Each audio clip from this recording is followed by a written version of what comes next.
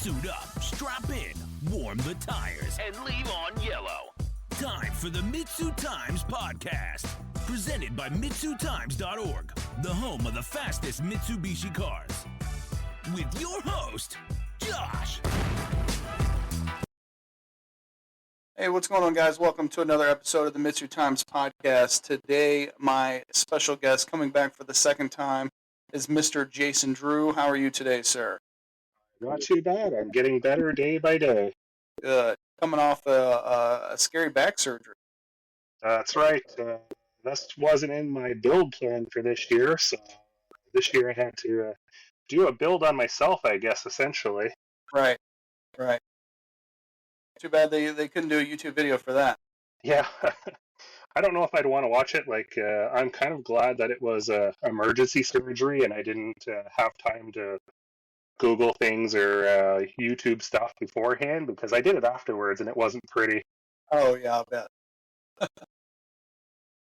Well, maybe being at home more will, maybe you could make some more YouTube videos. Since they're not about building the car, I'm not sure what they could be about.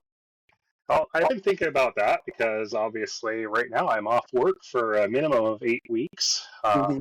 I'm barely into the third week off here, and I'm already getting kind of bored out of my mind. So I'm not the type of guy to just sit around and do nothing. But if I can, my mouth obviously still works, so I might be able to put that to use and maybe do some little guides or something. I've been actually spending a lot more time on the DSM Tuners forum and trying to be helpful on there and try to coerce people to go back to the forums. I myself am also having a somewhat of a forums renaissance, if you will. Everything old is new again, as they say. That's right. So much less drama and stress, I guess. Exactly. I know you have a special guest coming up soon regarding the forum, and he's done a great job at keeping politics and whatnot out of the forum over the years. Yeah, for sure. Looking forward to that one. Well, Jason, since we last talked, I know it's been a while. I think you were Must be 2 years ago now. number 48, published January 1st, 2023. So yeah, it's been a bit. Yeah. What all has changed on the setup with the car? Have you got any new PBs? Well, last year was 2024 was my typical recipe where I just changed a little bit of stuff and tried to go just that little bit further. So before in 2023, I think my personal best was a 963 or 960. I think a 963, something like that. And last year I did a few changes, a refresh on the motor, and while I was in it, I decided to swap out the rods from the 8-year-old Eagle rods that were in there and well abused. So I threw a set of, now my mind is having a blank here. I picked up a set of I-beam rods, threw those in, and I think it was the second or third hit on the track. First hit, actually, I matched it was a 963, because my first hit of 2024 was a 963. I matched the ET and the mile per hour within like 1 mile per hour on the very first hit of the year. And then I just turned it up from there. I went a 947 at 146, and the next pass, I cracked the block. Oh. So, and this happened 2 or 3 weeks before the shootout. So that was my big thing last year. It had been 5 years since hitting up the shootout, so I really wanted to go back and was excited for it. And then I cracked the block, 3 weeks before, and I managed to pull off doing a rebuild, got that done, and I got back to the shootout. What a shootout it was, too.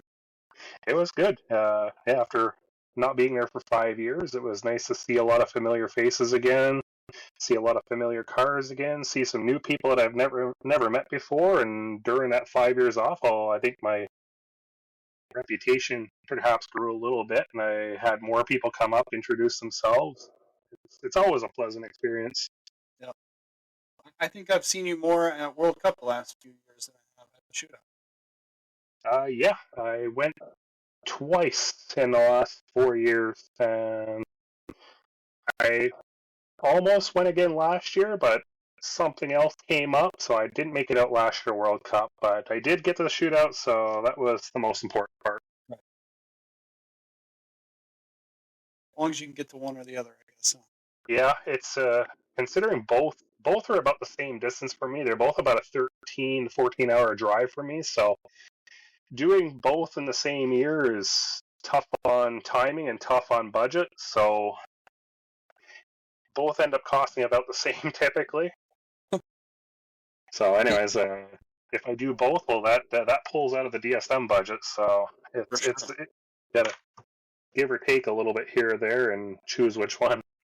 I'll say that the hotels near the shootout are a lot cheaper than the hotels near World Cup. Yes, they are. And this year was the first time, well, was it 3 or 4 years ago, I bought an RV. So this year I actually drove my RV to the shootout and stayed at the track. And that was a really fun experience. I think I'm going to do that this year. It is, I think, the way to go. Like, hotels are fine and all, but staying right there at the track with everybody and hanging out all night, so much stuff goes on after dark there. Like, we were following few people around chit-chatting. We had Mr. Chance Aubrey over doing some welding on my buddy's car, and he was welding on other people's cars, and we were checking out other shenanigans. So. It's like once I go back, I never get, the fear of missing out or FOMO, as the kids say. I never get that in normal day-to-day life. I feel like as soon as I go back to the hotel from the shootout, I'm thinking, What's there's going something on? going on at the track right now. Yeah. No, that's if you can get an RV or rent an RV or whatever and stay there at the track, it's by far the best time I've had there. Well, Jason, you already kind of hit on a little bit, but what upgrades or changes surprised you the most, in terms of your 2G's performance or even, just streetability, reliability? Well, in 2024, as I said earlier, I didn't change a lot to the car, which is my normal thing. I just try to refine the setup a little bit every year. Other than building the motor to be a little bit stronger, the recipe more or less stayed the same. I was on a Turbo Parts Canada 64 millimeter again. It was refreshed along with the motor, like I said, a few other little things. And just learning the fuel tech a little bit more. So now I've got a good grasp on that. We've worked out all the bugs. Changing the engine management is a huge thing, really. That's what I've learned. I thought, well, I never expected changing the fuel management to be just plug and play and run a personal best, but there was a few more bugs than I anticipated. But we worked through those in 2023 and 2024. Well, it just worked. I had no issues with it, and it allowed the other mods that I did to work out better. And I'm sure I could have gone further had the car cooperated mechanically a little bit better. But it is what it is, and I worked through the issues, and yeah. Did you run into any unexpected issues or any setbacks during these last 2 years of upgrades?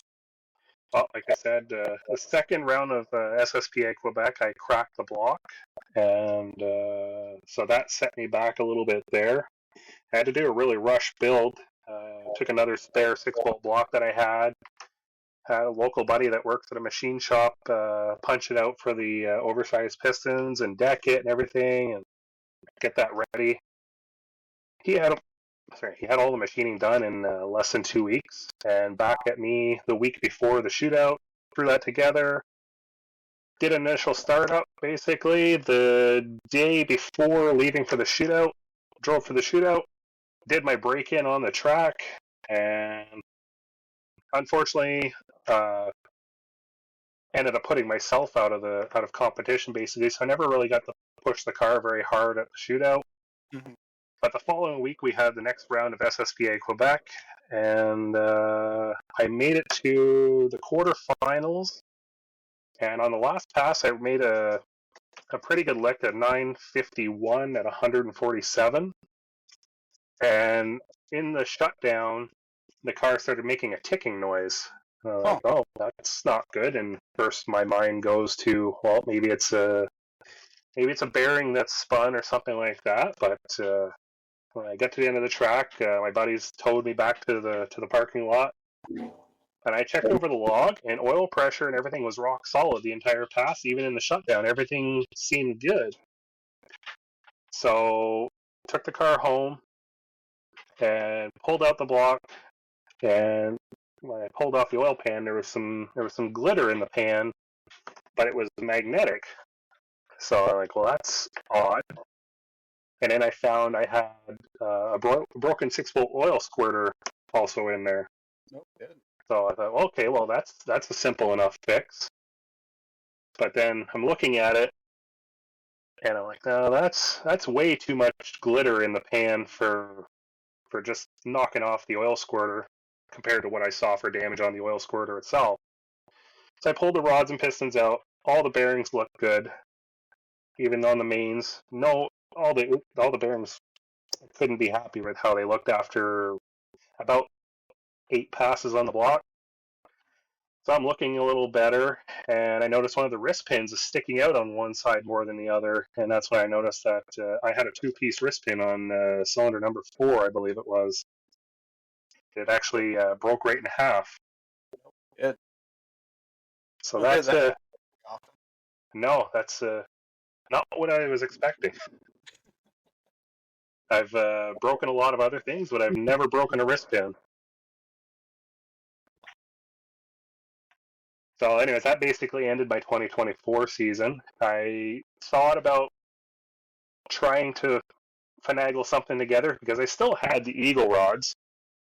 It's like, do I put these back in the block? But then the broken wrist pan wiggling around in the pin bore screwed up the piston too. So I'm like, well, now I've got to go back to the old pistons. I got to go back to the old rods. And do I want to do all this work for a couple more glory passes and hope that nothing else breaks on the car for the end of the season? So I bowed out from competition for the 4th round of the year and just spectated the rest of the year and figuring I would come out swinging harder in 2025.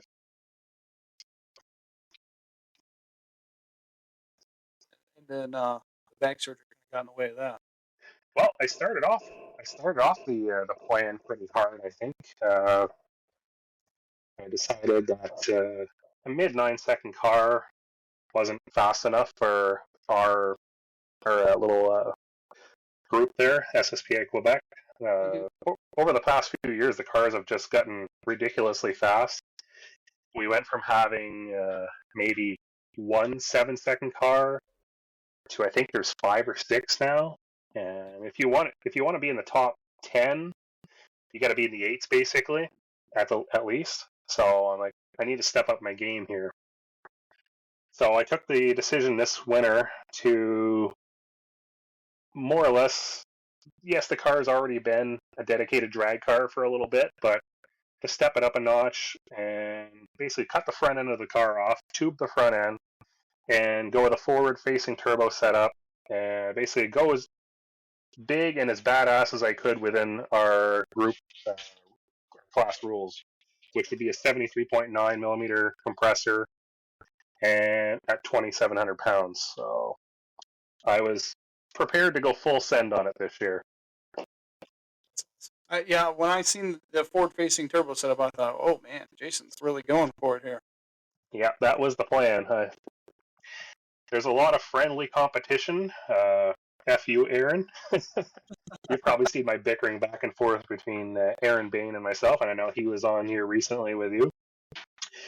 So we have a lot of friendly competition, and so we bicker back and forth, and it's fun. And then we got there's a few other DSMs in the group there too. Then we're all pretty close ET wise, and every year we're just each stepping it up a little bit. and it's fun, and it's driving us all to go faster and push ourselves even further. But yeah, that was the plan, like to get the car into the 8 seconds. And it doesn't sound like a lot, but going from an 8.4 to an a 9.4 to an 8.9 in a DSM and 5-speed at that is not as easy as people would think it is. So yeah, I decided that I would just go balls to the wall as far as my budget would allow. And unfortunately, I had a little bit of a setback there with my back. So right now we're on a bit of a pause, and I'm going to take the opportunity here to plan the build even further and come back stronger next year. Well, with this tube front and the forward facing, would you say that your 2G is coming more to its final form, or do you think it's always going to be evolving? It's always going to be evolving a little bit, but as far as power mods would go, I would say this is probably about as far as it's going to go realistically. Mm-hmm. Once you get up, going from an 8-second DSM to a 7-second DSM is a whole other level, I would say. Right now, I have an 850 cage, so to go to a cage that's certed for faster than that, that's a whole other build there. And well, everything just needs to go up a notch. And I don't foresee myself taking the car that far. I don't ever plan to push the car into the 7s. I want to see an 8, a high 8. Seeing an 8.5 would be, maxing out the cage would be wonderful. Mm-hmm. But I also want to have fun with the car too. I don't want it to break every other pass going down the track. I'd rather be a little bit slower, perhaps work on myself and be better at the light, and try to maybe play a few head games with people at the light and win in that aspect rather than just brute power. Right. It's to the point where it's not much fun anymore. No, we've seen a lot of guys get to that point. Even guys like I know Aaron Gregory took a little break from it because he was basically breaking stuff every pass. Right. And sometimes you need to step back a little bit and see what's more fun. Is it more enjoyable to go faster? Or is it more enjoyable just to be able to go down the track and enjoy what you've built? Well, Jason, we talked about the breaking and then making it to the shootout, not having the greatest performance at the shootout. In all of 2024, did you have any standout passes or like special events? I know the SSPA is obviously very important and very it's a good way for the DSMs to really highlight themselves, I feel like. So would you say that was like a standout event for you in 2024? Despite not making it very far into the shootout, I still had a great time. Mm-hmm. Basically, what happened in the second round of eliminations, when I staged, I didn't put the car into gear far enough, and when I let out the clutch, the car popped out of gear, and that would have probably been a good pass. I was racing the 9.5 index, which the car was perfect for, and my competitor, I should have had no issue with there, so I should have been able to go further in the shootout, and I should have been able to compete pretty well. And despite the little issue there, I still had a lot of fun. It was nice to be back. Yes, and SSPA is a lot of. That's my main event.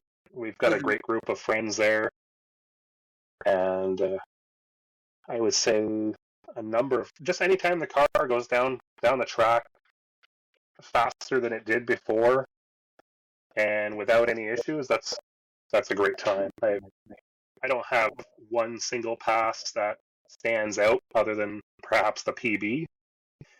I did, we all kind of have this little dream of beating on these high dollar cars, whatever. And in the last round of SSPA, I did get paired up against a is it a Lamborghini Gallardo or Aventador? It was an Aventador, and it was modified, and I ended up beating the guy pretty handily. So that was pretty cool. Never got matched up against a car like that before. Yeah, some would say maybe slightly easy pickings, but whatever. I'll take a win where I can. Yeah, especially against a Lamborghini. Yeah, that thing was quick, and I talked to the guy beforehand, and he was perhaps a little concerned when he saw the parachute on my little four banger, but hey, whatever. Racing is racing; anything can happen. That's right. Well, Jason, when we talked in 2023, you talked about your goals for 2023 and the racing season coming up. Like I said, we spoke in January. Can you think back and remember if you met those goals for 2023? I did. Uh, every year, my goal is simply to go faster than I did the year before. And up until this year, because of the current situation with my back surgery, I have met that goal every single year. In 2022, my PB was a 974. 2023 was a 963, and then last year was a 947. And this year would have been a 899, but unfortunately we're a little sidetracked there on that one. But anyways, like I said, I'm going to take the opportunity to just progress the car further and just make it. There was a few things on my list of things that I wanted to do this year that were not feasible time-wise, and this is just going to allow me to knock off everything on my list, and I'm sure I'm going to find some things along the way that I'll just go even further than what I had initially planned. Yeah.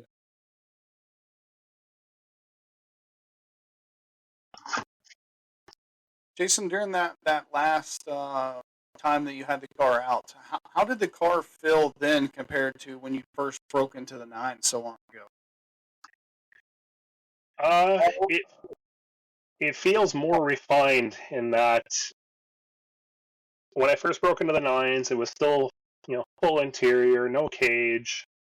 It's still on pump gas and meth. It just felt like it was kind of on the ragged edge to get where it was. And yeah, I was pushing like 42 pounds of boost through the turbo. Like I said, pump gas with some water meth injection. Limited things on what you can do in ECM Link. ECM Link works great, but going to the standalone fuel tech is just a whole other ball game. There's so many things you can adjust and set, and safety factors. Everything just works better now, smoother. You have more data to go off of, and it allows you to make finer adjustments to progress further. Jason, have you noticed any changes in the DSM community or the racing scene as a whole since the last time that we spoke? I think, in my perspective, we know there's less and less DSMs out there in general. The cars are getting much older now, same as the owners, and they're all breaking down in both aspects. But the guys who are sticking to them, I find, are getting more serious than ever. We've seen guys like Devin, who he's already got his six. He has the quickest DSM ever, basically, but he's not slowing up. I've seen a number of guys who I've been friends with for a long time who are still pushing further. It's nobody's really reinventing anything here, but the guys who love these cars are not slowing down, and they're still continuing to push them to the limits, and potentially trying new things here and there. But I think a lot of us stick with these cars because we've had such a great community, and we're just dedicated to them, basically, or too foolish to move on to a different platform. That's what I was going to say. Crazy enough to just not know when enough is enough. Yeah, I don't know. you have to be a sucker for punishment. But everybody, if you're racing any car, there's limitations, there's setbacks, and you could be doing a Fox body, and you're going to find the weaknesses there. A lot of people will say, just junkyard LS build. It's cheap, it's fast, or whatever. But if you look at the long story of it, it's not any cheaper, and you're going to find the heartaches there as well. Nothing comes easy. No, if you want to go fast, it's what's the 3 corners of the triangle there? Fast, cheap, reliable. It applies to every car. Yeah. Well, Jason, now that you've maybe had time to watch some more YouTube, is there maybe like any builds that you have your eye on, or any builds that you're following more closely? I've been kind of watching a few. What's his name? Christian. I'm gonna wreck his last name there. Lucidio. Okay. Yeah. I know he's been going over to a fuel tech and changing stuff up. He went pretty fast, and he's only showing little snippets here and there. But I'm anxious to see what his car is going to do. I think it's going to come out pretty fast. Got my buddy or my nemesis Aaron. He's making some big changes and big leaps here. We're both going similar setups: forward-facing turbo, 73.9 millimeter, and it was my goal to put him on the trailer first round of eliminations this year. But if I can't do that, I'm going to stand on the sidelines there and root for him. I'll still cuss him out at the end, but it's Make sure to degrade him when he does lose. Oh yeah, and I'll be there in the pits to degrade him the whole time. So yeah, next week is actually our first round of SSPA, and I'm thinking I'm going to be good enough to go spectate at least. So I'll be anxious to get out to the track and smell some ethanol in the air. Right. Just to, like you said, after being stuck in the house for 3 weeks, just ready to get out. Yeah. Yeah, I'm not, like I said, I'm not a person to sit around and do nothing. So it's one thing I did in January of this year. I actually picked up a little mill lathe combo, and I've been building my own parts and stuff, and trying to make things better that way by building my own stuff or modifying stuff with my own means. And I'm kind of stuck. I can't do any of it right now, unfortunately. So you've always found a way to figure out where the gap is that isn't being filled by someone for the community, and filling that gap. Yeah, I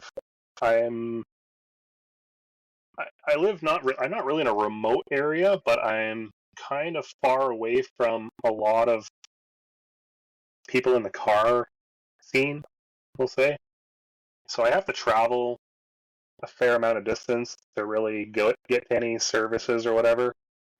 So I've always tried to be able to accomplish or perform my own duties, welding, machining, anything that I can do myself and cut out the middleman, the better for me. And I get the satisfaction of knowing that I did it. Right. I can definitely relate to that. Yeah. It's one thing that's the car has always been, I would say, what do I want to use? The car has not always been about racing. It's been a vessel for me to continue to learn and push my boundaries and see what I can do. And that's it. Like, I love learning. So I never want to, as long as I'm alive, I never want to stop learning. And if I can figure out how to accomplish what I want to do on my own, that's my goal, really. This episode of the MitsuTimes podcast is brought to you by Darren Thomas Racing. They're an automotive performance and engine service shop located in the Oklahoma City metro area.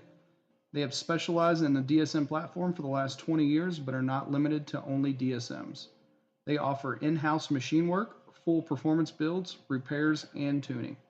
They are best known for their automatic transmission repairs and service. Some of the quickest auto Mitsubishis on our list rely on Darren Thomas Racing transmissions. Contact them on Instagram or Facebook at Darren Thomas Racing. So, Jason, after over these last 2 years, have you learned anything new that you really wish you knew back in 2023? As far as the car goes, more or less, just I've done a lot of self-teaching on the fuel tech, so trying to be a better tuner. Like I said, I try to do everything myself. Try to tune the car, build the car, race the car, as much as I can do myself. So the tuning aspect has been a lot of research and testing stuff on my own part. As I said, I picked up a mill lathe combo back in January. So I actually did machining back in school. This is 25 years ago almost. So I was pretty rusty on it. So I had been looking for a little setup for my garage for a while, and finally came across this setup from a DSMer actually, a longtime DSMer out of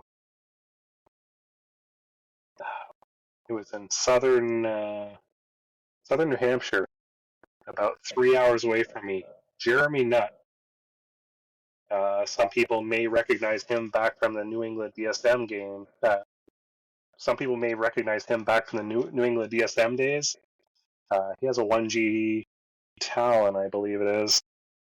And so I met up with him, purchased his little setup there, brought it back home, fully restored it, and I've been reteaching myself machining and learning again. Is it bringing back? Is it coming back to you? Oh yeah, I've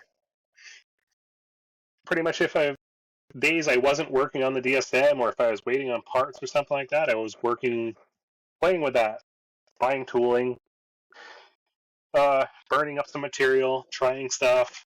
It's just been a lot of fun messing around with. It's like the 3D printer for adults, basically.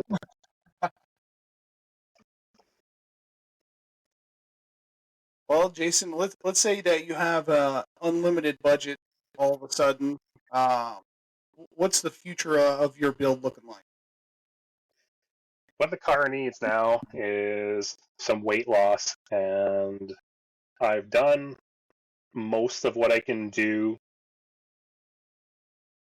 on my own by removing things off of the car and removing material off of the car.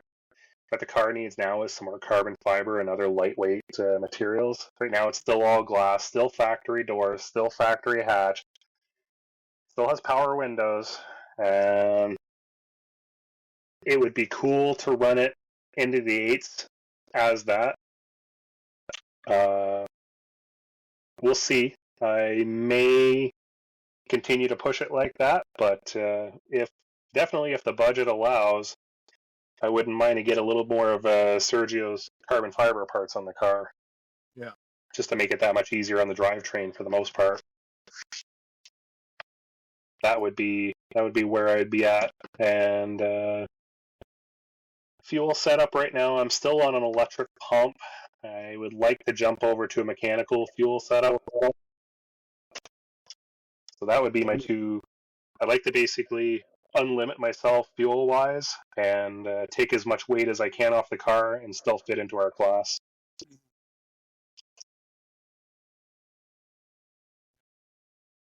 Can't go wrong with those two things. No, lighter you can make the car, the easier it's going to be on all the components.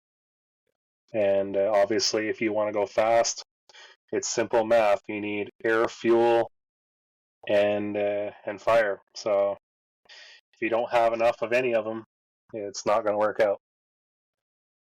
Mechanical fuel pumps just not going to let you down. Nope. Well, Jason, I'm always curious, watching your YouTube videos. Obviously, you're very passionate about, 2Gs and DSMs as a whole. Do you ever see yourself building a different platform maybe, or maybe, just another project? I don't see myself ever building a different platform to race. I'm so deep into this car now. I know the car inside and out. I've touched every single bolt and washer on this car. And I don't, at my age, I'm in my 40s now, and obviously, I've just had major back surgery. I don't think I've got it in me physically to start over from scratch somewhere. I think I'd rather just continue to push this car and see where it takes me. And if I find I push it to a point where it is not fun anymore, I'll just dial it back a little bit and have fun with it. Yeah. Well, I mean, on that note, Jason, what is it about this car that stays exciting for you even after, all the ups and downs in the community and parts availability? What is it about this car that keeps you so attached? Mostly the community, I would say. It's an easy car to work on, and I'm at the point now where there isn't much OEM stuff left on the car, so parts availability isn't that terrible. And being able to kind of look over the shoulder of friends and help them with their cars who are similar builds, and they can help you with their experience as well. Right. We can just work off each other. And I don't know, it's just when you all have something similar, it makes it easier. So, right now there's, what is it, 4 or 5 of us at SSBA with DSMs that are on Fuel Tech. So we're all running the same sensors. We're all running this and that the same. All running the same ECU. So basically, it's helped that in the fact that as far as if you break something at the track, likely one of us in our group has a spare part to keep the other guys going. And if one of us wasn't in that platform, it simply wouldn't work. Right. So, and like I said, I've been going to the shootout since 2008 or 2009, and I still see some of the original faces from there in the first year, and everybody just has a good time. So I don't really want to start over in a different community. I like the community that we're in, and I don't anticipate ever leaving this community. I think obviously one day everybody has a day where they hang it up, and I don't know exactly what I would do at that point, and I don't foresee it being in a while. But I can't see myself in a different platform just because this is my comfort zone, I would say. Even though sometimes it's not that comforting, but we work through it. And I've made some great friends in this community, and I just want to stick to it because I love it. Love that. Well, we know that 8s is obviously the next goal on the radar. Are there any maybe event goals, for 2026 that you want to definitely hit or be a part of? I definitely want to, obviously this year with the current situation, I'd hope to go back to the shootout. That's not going to happen. It's just not realistic. Right. I've had a lot of great friends who have offered help to come help me get the car back together. Right now, the block is sitting in the garage, concrete filled, torque plate bolted on, the girdles bolted on. Everything is ready to go to bring the block to the machine shop and get the machining done and get it back and put the motor together. As everybody who follows me has seen, the turbo manifold's done. Most of the stuff that I could get done before the back surgery took place is done, except for the machining of the block. And like I said, a bunch of friends offered to come over. My good friend Sebastian, who I went up last year or the year before to help. I think it was last year. I drove well over 3 hours to go help him with his car. Stayed for the weekend, got his car going on the fuel tech, and he offered to come here and help me do the same. But even realistically, if the car got done right now, I can't load the car myself, I can't fuel the car myself, and I don't want to put myself in a situation, say, the worst case scenario where I would get into a wreck or something. I don't want to get into a position that would compromise the surgery and potentially paralyze myself.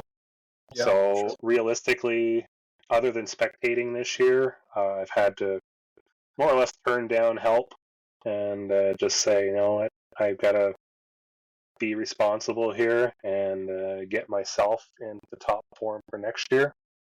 And then I'd like to make it back to the shootout. I'd like to get back to World Cup. I may spectate at World Cup this year. Obviously, I'm not participating in World Cup, but I'd like to go and spectate. That will be at the end of my recovery process, so I think it's a possibility, but I won't know until it gets closer. Right. But definitely 2026 shootout. I'd like to be there again. I'm hoping this year turns out good, so there's a lot of drive for people to be there again next year. Sure. There's always a lot of people, naysayers, who think the event is dying, but I think last year was a pretty good turnout, and I'm hoping this year will be no different. I've heard it many times over the year that the shootout is dead, and it's clearly not dead yet. Still got some years to go. I think so. I hope so. I'd like to be back next year with a bigger, better, badder build. If I could race in the quick 32, that would be, I guess, kind of a life goal right now. Just make it all the more. I never thought I would be in that position, but a little bit of online trolling and bickering between friends has basically has gotten me to that position where the car is shaping up to be at that level. Yeah. And then now I've got some free time to plan to take it a little further. Good.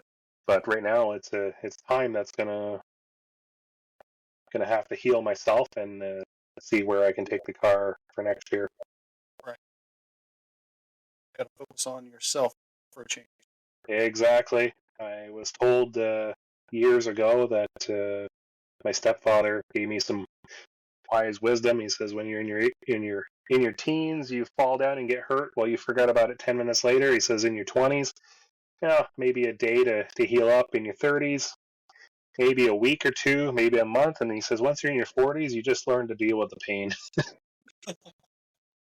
So yeah, it's I think now it's hitting home more than ever that that was just life experience that he was handing over, and I believe it now. Yeah. Well, Jason, in the last episode, you talked about having a good team of supporters and partners who support your journey. Are there any new sponsors or partners or support that you're getting here going forward? Right now, things have basically stayed the same. I'm still on board with Turbo Parts Canada. They've sponsored me for this new 73.9 millimeter Class Eagle turbo. I was really anxious to see what it would do this year, but like I said, we're going to have to wait till next year to see what this thing can do. I have high expectations. And unfortunately, we lost a sponsor, I would say, in the fact that RTM Racing is no longer with us for the most part.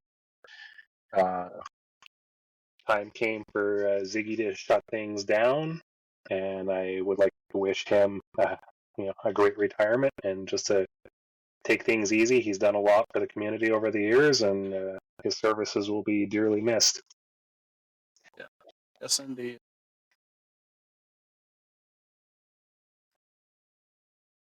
So we talked about, kind of taking this year off, and mostly just doing spectating and hopefully degrading Aaron Bain at every event that he goes to. Definitely, I'm going to be there. I'll figure out some ways to get under his skin a little bit, and hopefully he can use that anger to push himself a little faster. Yeah, he was always going to be slower than me, but if I can't beat him on the track, I'm going to beat him emotionally. I heard a rumor that his mother received a picture of your car signed. Yeah, well, when you have this huge fan who just loves your car, you send him a gift. So Aaron's mom is my biggest fan, so I had a 2-foot by 4-foot picture of my car printed out, and I signed it and mailed it to her, and she put it up in her office. Beautiful. And I know Aaron loves it too. He's too shy to admit it. Jason, over the last 2 years, how have you seen your YouTube channel progress? It's been kind of the awakening, if you will, for car YouTube channels, I feel like. Yeah, my YouTube channel has honestly taken a bit of a backseat. Last year, with the number of little hiccups with the car and time constraints with real life, I didn't have a lot of time to focus on getting any build videos or guide videos out, but I tried to upload a few racing videos when I could. And now that I'm going to have some more time on my hands, I'm going to try to get a little more into that and potentially figure out some new ideas to bring, basically spew my knowledge out onto the internet. Mm-hmm. Watching the car race is one thing, but most of my traffic has actually been from help videos, how-tos and tips and whatnot. And I know there's a lot of guys who appreciate it, and I'm sorry to those who have missed those, but it just wasn't in the cards for time-wise. And one thing I've always tried to do is hand out information that I know to be valid. And there's been a few occasions where I've been more or less experimenting with my own capabilities, and I don't really feel comfortable throwing knowledge out there that I'm not certain of. Right. I don't want to be a place for misinformation. There's enough of that in the world right now. So if I put something out on my YouTube channel, you can be certain that I've experienced it and I know that it's going to work, or someone else has proven the theory. That's the only way that we can ensure that information is reliable, because I feel like on Facebook you see a lot of information and you already know to yourself that's not right. No, there's a lot of smaller YouTube channels out there. Mine's nothing huge or anything like that, but say some new guys starting out, and I commend them for trying and getting out the info that they know. But if I come across a video and there's a better way for you to do something, I'm not shy to leave a comment and say how it should be done or how I feel it should be done. I'm not perfect either. I make mistakes, but I have almost 18 years of experience with this car now, and I've been down the block with it. I know mostly what works and what doesn't, and if I can save somebody some time and effort and money to do it a different way that's going to help them out, I'm going to voice my opinion and try to put them on the correct path. Like you said, you touch nearly every nut and bolt, so why wouldn't you? Yeah, the source of knowledge. Yeah, pretty much everything that can be done with these cars has been done by now. And there's a lot of old timers out there who did their builds before YouTube and other social media got big, and unfortunately, due to some data losses over on forums over the years, there's a lot of knowledge out there that's disappeared. So anybody who has any ideas of what they would like to see on my YouTube channel they're free to shoot me a message on Facebook, Instagram, YouTube, or whatever. And if I can put some info out there, a guide or a how-to or whatever, and if I know how to do it, I'll gladly try to get that info out there. Jason, this goes without saying, but we already know who you're going to call out, Aaron. Definitely. Is there anybody else that you have, in mind that you would like to either get where they are on the list or line up next to them? Right now, my good buddy Jamie, he's pretty close to me, Mm-hmm. and I know he's gonna have his car out soon here. We're all in the same area, and we all want to be the top dog. There's Sebastian too with his blue 1G. Love that car. He's gotten away from us a little bit, but I'm really happy for him. His car did really well last year.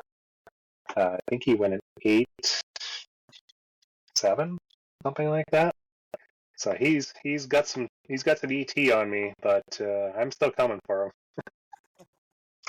We need a French translator on here so we can get Sebastian on here. Maybe we can do a 3-way call or something like that. We like bickering back and forth, so I'm always open to that. I speak both languages, so I can do that. I think you need to get Jim on here too. Yeah, I sometimes he leaves me on red, but I know he's a busy guy. He is a very busy guy, but for a French one, he's not too bad. He's all right. Well, Jason, let's go over it again. Where can people find and follow you on social media so they can see more of your car and see these helpful how-to? Obviously, Facebook is probably my most active place. Just under Jason Drew, pretty easy to find. If you search up my name and you see a purple 2G in the header, that's me. There's probably nobody else pretending to be me, because who wants a purple 2G? Then there's Instagram, same deal, and also YouTube, of course.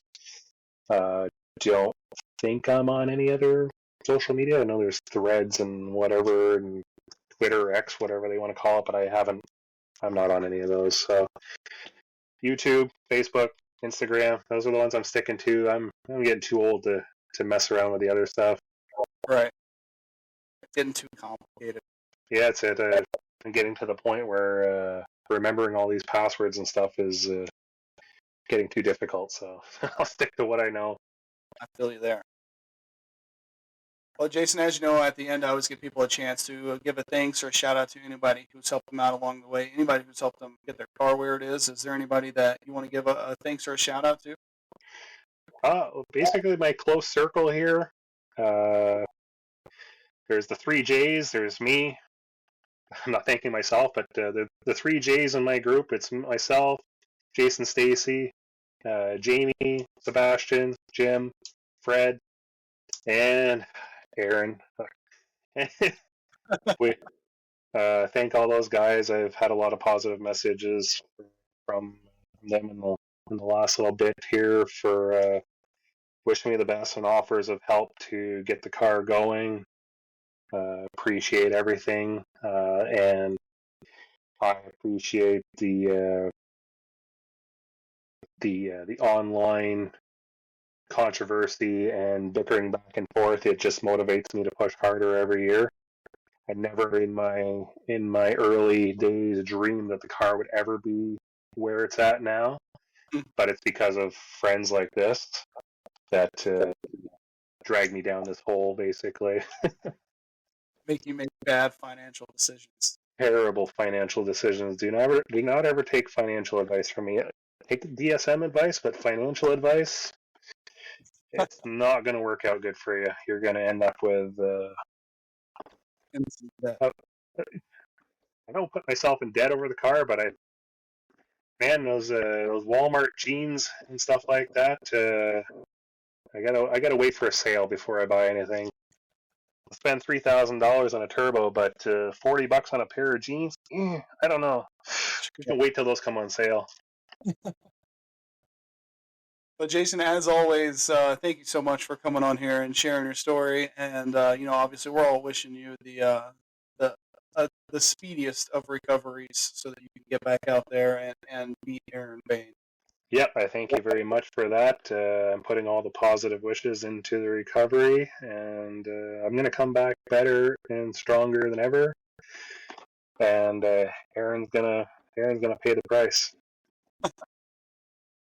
Well, as always, I can't wait to see you, and best of luck. I'll talk to you soon. Yeah, hopefully I'll see you at World Cup this year. You got it. All right, we'll catch you then. Thank you for listening to the MitsuTimes podcast. Check out our Instagram and Facebook for daily updates. Get added to our list by going to MitsuTimes.org and clicking Submit a Slip. Thank you to all of our sponsors.